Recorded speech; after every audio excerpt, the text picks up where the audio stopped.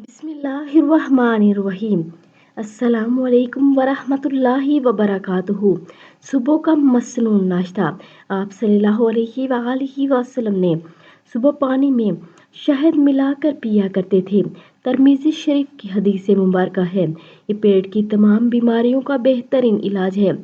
अगर रोज़ाना 1 कप नीम गर्म पानी में 1 बड़ा चम्मच शहद खालिस डालकर निहार मुँह पिया जाए, इससे वज़न और पेट भी कम हो जाता है। नबी समर भी आप सल्लल्लाहु अलैहि वसल्लम पीते थे।